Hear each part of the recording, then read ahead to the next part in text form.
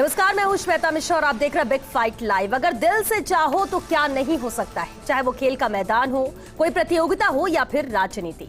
जनता को राहत देने की अगर ठान ली जाए तो क्यों नहीं दी जा सकती। पिछले दिनों जहां राज्य सरकार की ओर से पेट्रोल और डीजल पर वैट कम किया गया, तो वहीं बिजली का टैरिफ नहीं बढ़ाकर भी आम जनता को बड़ी राहत दी गई है। इसके अलावा आज हुई मंत्रिपरिषद की बैठक में भी अहम फैसला लिया गया है, जिसके तहत मुख्यमंत्री अशोक गहलोत ने सभी मंत्रियों को न केवल जयपुर में 3 दिन जनसुनवाई करने के निर्देश दिए हैं, बल्कि महीने में 2 दिन तक प्रभार वाले जिलों में जाकर समीक्षा बैठकें करने के भी निर्देश जारी किए हैं, ताकि आम जन की समस्याओं का ज्यादा से ज्यादा समाधान हो सके। अगर मुख्यमंत्री के विजन के मुताबिक मंत्रियों ने काम करना शुरू कर दिया तो जनता की समस्याएं ना के बराबर रह जाएंगी। खैर, ये तो आने वाला वक्त ही बताएगा कि ये सपना साकार हो पाता है कि नहीं, लेकिन ये बात तो है कि गहलोत सरकार आम जन के मुद्दों को लेकर गंभीर जरूर है। आज बात इसी मुद्दे पर, जहां चाह है वहीं राह है।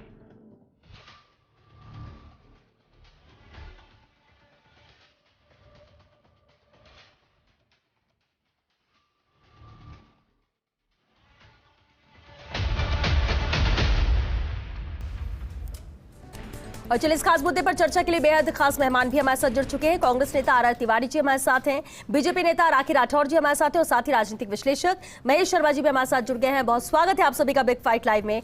आर तिवारी जी, आपसे ही शुरुआत करते हैं। जहां चाह है वहीं राह है। जो राहत गहलोत सरकार दे रहे हैं या देने के लिए निर्देशित कर रहे हैं मंत्रियों को, उससे क्या यही नजर आ रहा है?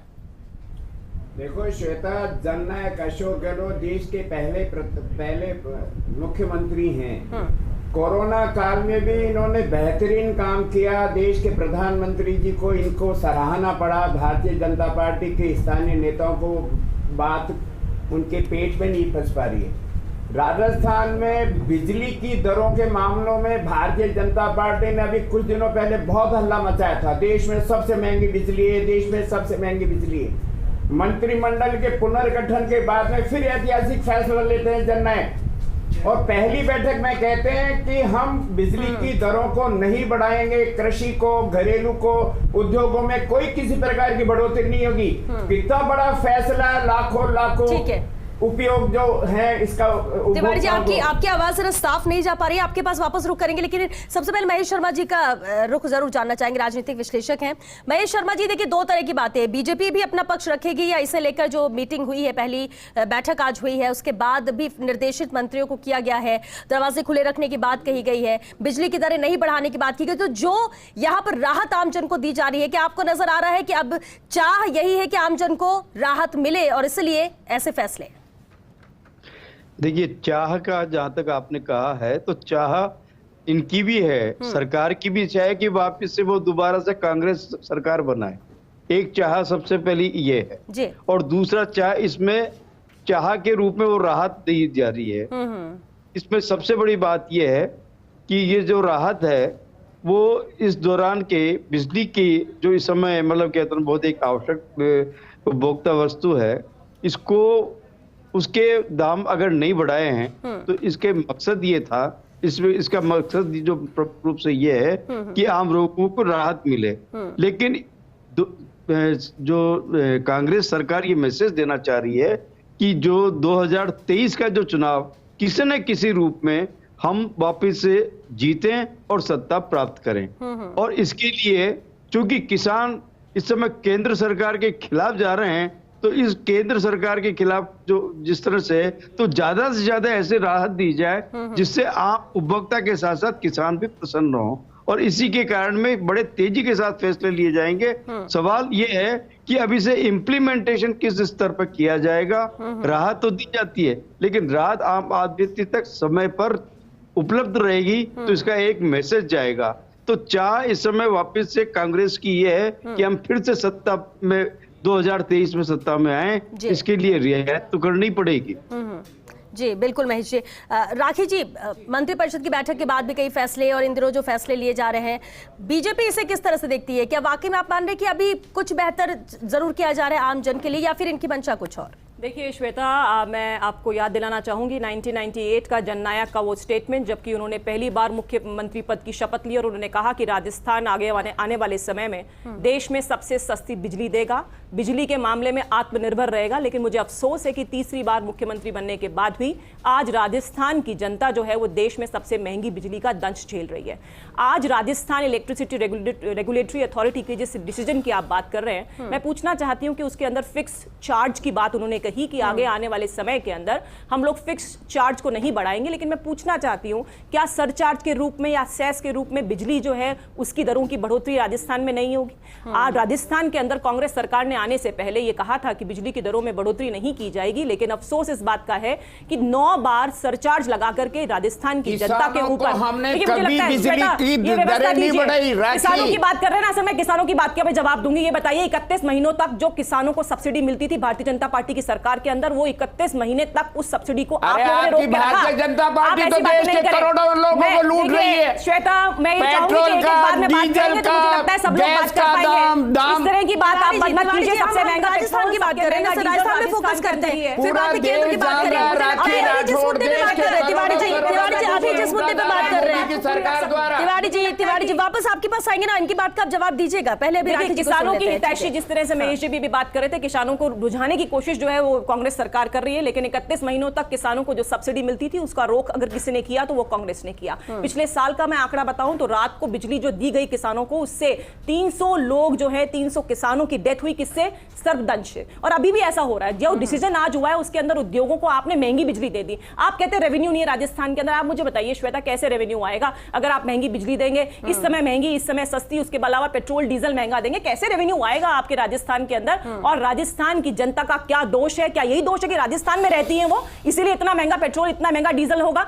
ये जो डिसीजन है ये सिर्फ एक छलावा है। और सही बात बोली आपने जो टैगलाइन ली है, जहां चाह वहां रहा, इनकी चाह ही नहीं है ऐसी। नहीं तो 98 से लेकर के अब तक के इनके बाद 3 को मिला जमानतें जब्त होती है राखी राठौड़, तो देश के प्रधानमंत्री को आते ही 5 रुपए का पेट्रोल सस्ता करना पड़ता है। ग्राउंड लेवल पे बात कीजिए, बोलिए सरचार्ज नहीं बढ़ेगा, बोलिए कि हम लोग सेस नहीं लगाएंगे। आप बताइए इस बात को। 2021 में भी 2% रेट घटाया था। कांग्रेस सरकार ने फिर 4 रुपए पेट्रोल और 5 रुपए डीजल पे कम किया।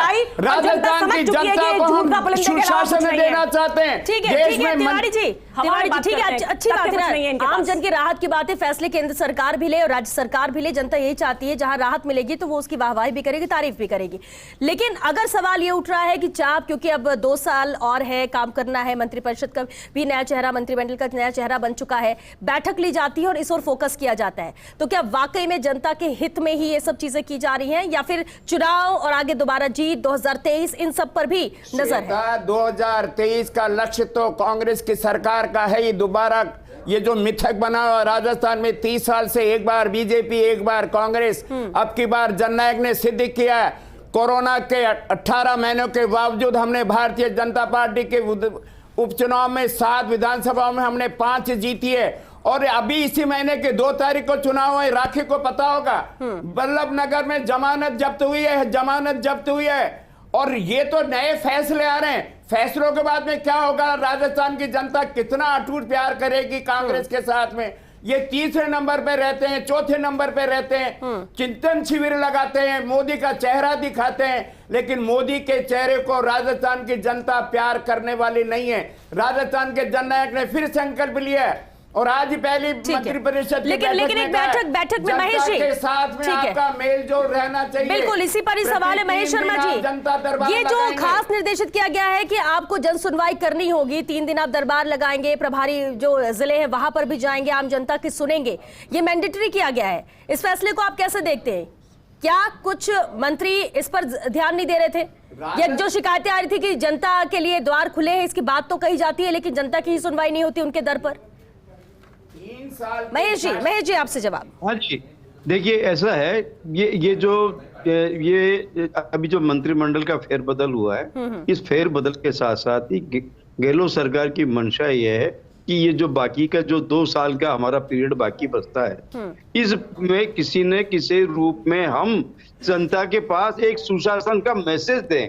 इसके तहत ये कार्यवाही है कि आम व्यक्ति मतलब अपने समस्याओं को और कार्यकर्ताओं की जो भी समस्या है उनका हाथों हाथ इनका निपटारा किया जा सके।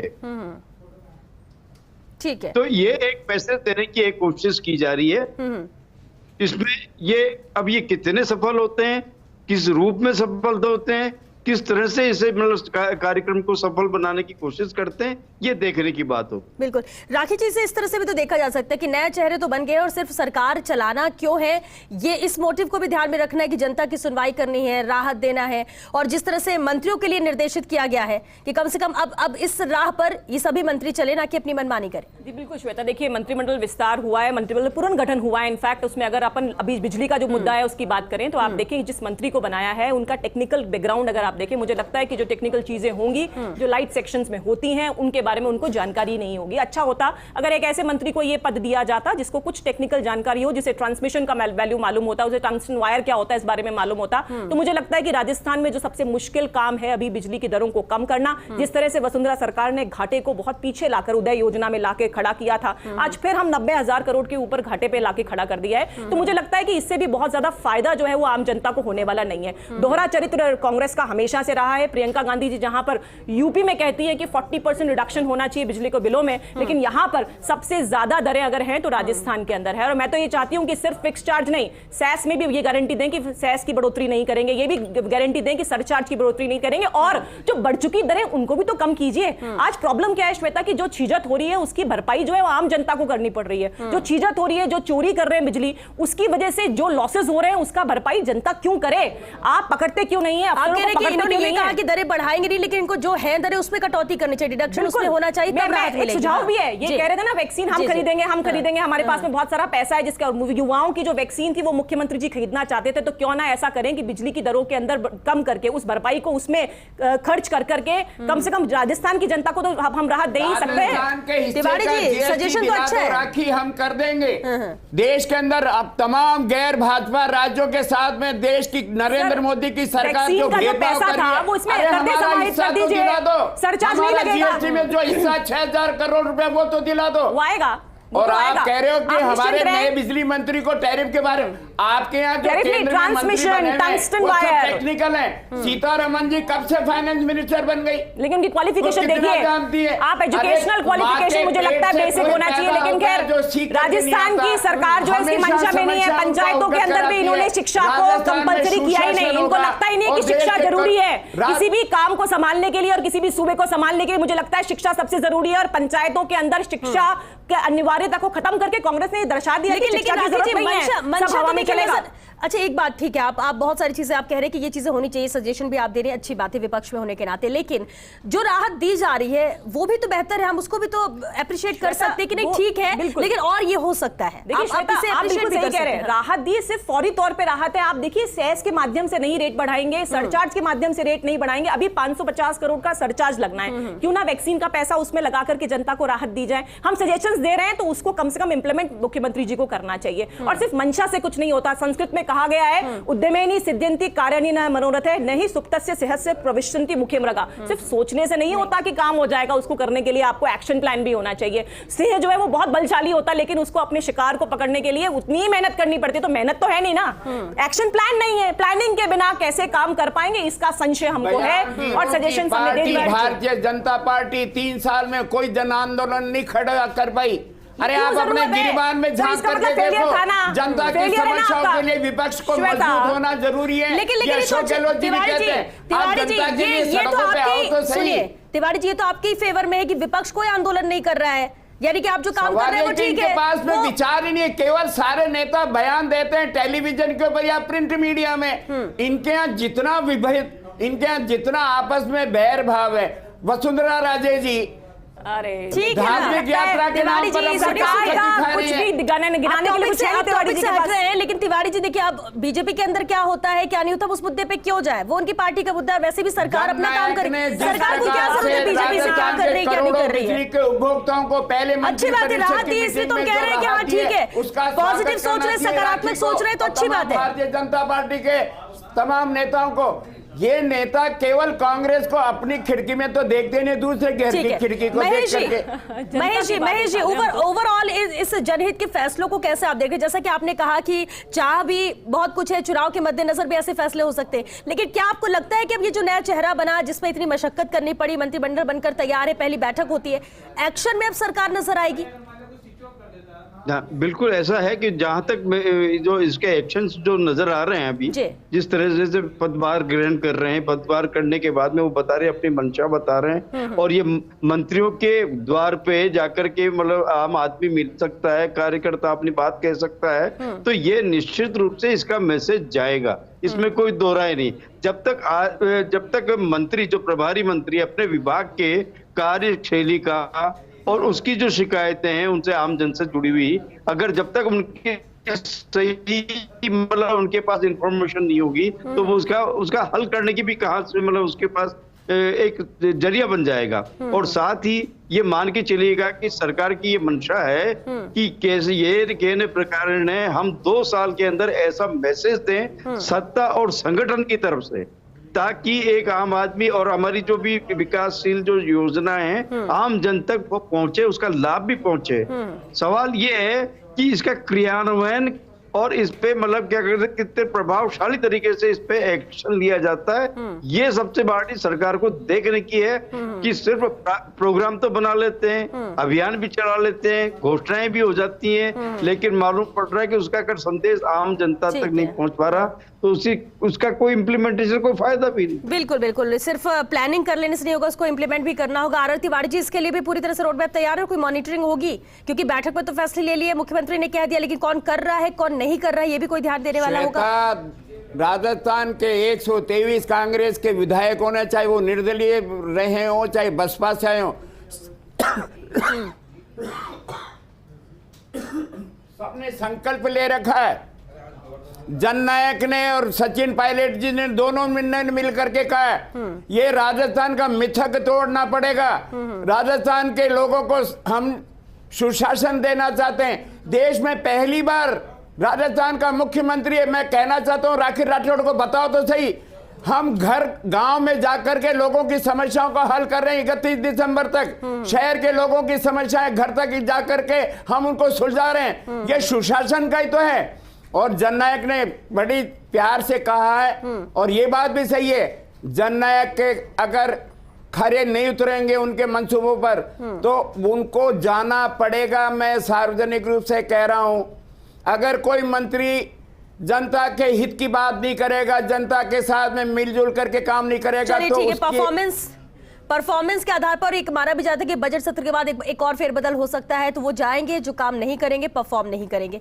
राखी जी, ठीक है, सरकार कर रही है, एक्शन में नजर आ रही है, कोई मान रहा है, कोई नहीं मान रहा है, मंशा पर भी सवाल उठ रहे हैं, कोई इसकी तारीफ भी कर रहा है, लेकिन बीजेपी विपक्ष में होने के नाते अब बीजेपी की क्या रणनीति? क्योंकि राजस्थान में एंटी इनकम्बेंसी है, वापस बीजेपी की सरकार आएगी, बीजेपी बार बार बोल रही है, आप लोगों की क्या तैयारी है ऐसा लेकर? देखिए श्वेता, जिस तरह से सरकार की 3 साल की फेलियर है, लॉ एंड ऑर्डर की मैं बात करूं तो महिलाओं के प्रति जो अपराध है, एनसीआरबी की रिपोर्ट बोलती है कि लगातार दूसरे साल हम नंबर 1 पर थे। और इस तरह की जो काम अभी किए हैं मुख्यमंत्री जी ने, जो आदेश दिए हैं, श्वेता मैं याद दिलाना चाहूंगी, जब ये सरकार आई थी तब भी ऐसा हुआ था, प्रभारी मंत्री बनाए थे, जन सुनवाई स्टार्ट हुई थी, क्या हाल हुआ? आपने देखा कि प्रभारी मंत्री अपने प्रभार क्षेत्र के अंदर गए ही नहीं, उन्होंने वहां दौरे ही नहीं किए, और जन सुनवाई का क्या हाल हुआ हम लोग सबने देखा। तो इसीलिए जब हम डाउट क्रिएट कर रहे हैं, उसका बेसिस है, खुद ही हर शिविर में पहुंच रहे थे, वहां पर फीडबैक ले रहे हैं। मैं एक बात आपसे कहूं, सख्ती भी नजर आए। जब सरकार को ग्राउंड लेवल पर आना पड़े, इसका मतलब सरकार का प्रशासन सही तरीके से काम नहीं चल रहा। होना क्या चाहिए? आदेश दिया मुख्यमंत्री जी ने, तो क्यों ग्राउंड लेवल पर आना पड़ा? क्यों नहीं अफसरों ने उसको इंप्लीमेंट किया? आज प्रशासन शहरों के संघ की स्थिति जो आप कैंप की देख रहे हैं, क्यों सीएम साहब को ग्राउंड पे जाना पड़ता है? इसका मतलब ये हुआ कि पूरा जो सरकार है उसका इंप्लीमेंटेशन ग्राउंड पे हो ही नहीं रहा है। सरकार को मुखिया को खुद आना पड़ रहा है। आप खुद देखिए ना क्या इंप्लीमेंटेशन है चीजों का। आप ये जो बात कह रहे हैं ना, बिल्कुल ये हो सकता है, इसका ये एक एंगल। दूसरा एंगल ये भी तो हो सकता है कि हो रहा है काम या नहीं हो रहा है, मॉनिटरिंग जरूरी है, और खुद मुखिया ग्राउंड पर पहुंच रहे हैं। श्वेता, क्योंकि देखो डे फर्स्ट से नहीं गए ना मुख्यमंत्री जी, ये तब गए जब फेलियर हुई। उसके बाद में सबसे पहले यूडीएच मिनिस्टर गए, उन्होंने निलंबन किया। देखिए पहले नहीं गए थे, डे फर्स्ट से नहीं गए थे श्वेता, ये फेलियर हुआ, ठंडा हो गया कैंप, उसके बाद गए, उसके बाद सस्पेंशन किए। और अभी भी मैं आपको दावे से कहती हूँ कि जो 10 लाख पट्टों की बात की है, वो 10 लाख पट्टों का टारगेट अचीव नहीं कर पाएंगे। महलों में रहने वाले नहीं है मुख्यमंत्री, वो जनता के बीच में चुनाव 18 महीनों से अंदर रहने वाले मुख्यमंत्री, वीडियो कॉन्फ्रेंसिंग, ट्विटर पत्राचार करने वाले मुख्यमंत्री क्या काम करेंगे सर? अंदर। कभी वो घर के बाहर नहीं निकलते हैं, घर में से बाहर निकलते हैं, जनता के बीच में जाते हैं, तो उनको जा करके देखना। तिवारी जी ये बता दीजिए कि कैंप के अंदर तो वो फेलियर के बाद गए थे ना, पहले तो नहीं गए, कमान संभाली, देखो हेडिंग भी यही थी, अब संभाली मुख्यमंत्री जी ने कमान, क्योंकि इनकी बात सुनने वाला ही कोई नहीं था, अधिकारी मान ही नहीं रहे हैं। यूडीएच मिनिस्टर आते हैं नगर निगमों के अंदर, तिवारी जी इसका जवाब सस्पेंशन करते हैं, तब आ रहे मुख्यमंत्री, अभी तो अब आ रहे हैं। पहले बड़ा आरोप और सवाल है इस अभियान पर, बड़ा आरोप और सवाल है जो बीजेपी की तरफ से है। देखो ये ब्यूरोक्रेसी चाहे वसुंधरा जी के राज की हो चाहे कांग्रेस में अशोक गहलोत जी, ब्यूरोक्रेसी अपने हिसाब से चलती है, उनका शासन से कोई फर्क नहीं पड़ता है। जब तक आप उनके सीधे बीच में जाकर के नहीं जाओगे, ब्यूरोक्रेसी अपने हिसाब से काम करती है। इसलिए जननायक ने फिर कहा है हर मंत्री को अपने घर पर आप 3 दिन बैठेंगे, हर प्रभारी मंत्री से कहा महीने में 2 बार अपने जिले के प्रभार में जाएंगे। पहले भी कहा था, राजस्थान की जनता को यानी तिवारी जी अगर काम नहीं हुआ तो मंत्रियों की क्लास भी लगेगी? बिल्कुल लगेगी, क्यों नहीं लगेगी। हम जनता के चुने हुए प्रतिनिधि है, अगर जनता के काम नहीं होंगे तो फिर वो मंत्री क्यों बने? हमारे बीच के साथी हैं, उनको इसलिए मुख्यमंत्री जी ने अपने साथी बनाया है कि वो हमसे ज्यादा बेहतर हैं। अगर वो काम में फेलियर होंगे तो निश्चित रूप से उनकी जगह दूसरा साथी आएगा। चलिए, बहुत शुक्रिया आप सभी के चर्चा में शामिल होने के लिए, क्योंकि वक्त खत्म हो चुका है। लेकिन इतना जरूर है कि गहलोत सरकार ने यहाँ पर राहत दी, आम जन को राहत की बहुत जरूरत है, और भी राहत मिल सके तो जनता और भी खुश होगी, कोशिश जरूर की जा रही है। लेकिन इतना तय है कि जो नया चेहरा मंत्रिमंडल का बनकर तैयार है, पहली बैठक होती है, साफ निर्देशित किया जाता है कि जनता के लिए दरवाजे खोलकर रखें, जन सुनवाई यहाँ पर करें, अभावयोग सुने, जिसकी जो समस्या है उसका हल करें, और ये मंत्रियों को करना होगा। परफॉर्मेंस यहाँ पर अच्छी देनी होगी, क्योंकि आगे अगर बदलाव होंगे तो इसी आधार पर होंगे, और सख्त यहाँ पर मुख्यमंत्री नजर आ रहे हैं। और कह सकते जहां चाहे वहां राह है। अगर चाहत है कि जनता को राहत मिले तो ये हो सकता है। आने वाले वक्त में जनता इसे लेकर और इंतजार करेगी कि और क्या कोई उनके हित में फैसले लिए जाते हैं या फिर नहीं। चलिए, इसी के साथ हमें दीजिए इजाजत। नमस्कार।